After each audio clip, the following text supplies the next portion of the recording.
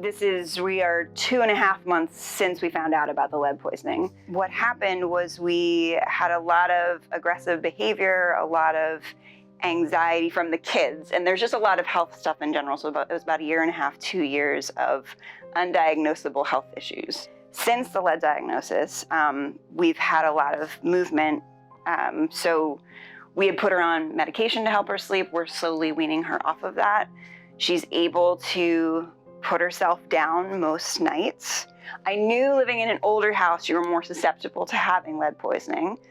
I knew lead poisoning was bad, how hard it is that you cannot remove lead from old houses. You just have to make them safe. It's just not possible. You basically have to destroy the whole house to get the lead out.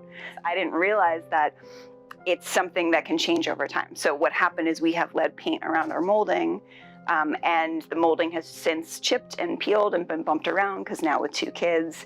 And so all of that chipping and peeling has now led to lead accumulation in the air and lead dust. And my daughter probably was ingesting it when she was young. We just didn't know. So we actually got our daughter checked. We didn't specifically get her checked for lead.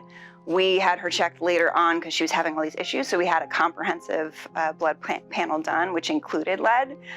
It was not on my radar at all. So this comprehensive panel included everything.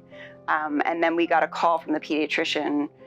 It was supposed to take, I think, 4 to 5 weeks to get these test results back. I got a call a week later that it was flagged because her lead was elevated. And that's how serious it was. And then the pediatrician alerted the county.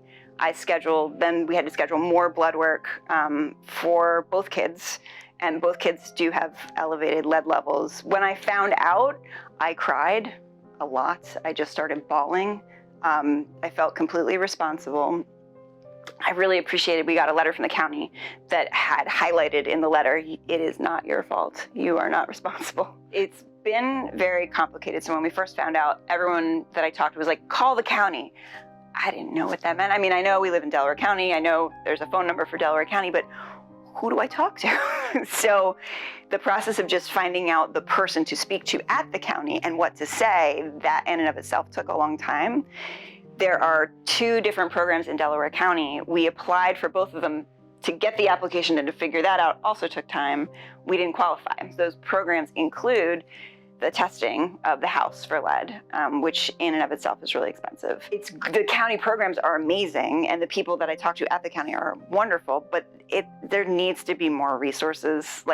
My husband and I, we do fine money-wise, but we don't make a ton of money. We're okay, but we can't afford this. It's so much. It's just so much. If you can find someone to help you navigate the whole big picture of it, it's really helpful. And there were a lot of really helpful people along the way who kind of walked me through the process. But it took me asking, what do I do? And so just to, the information, if you can get the conversation going with someone, people are kind enough to really talk about the big picture stuff, and that really helped me.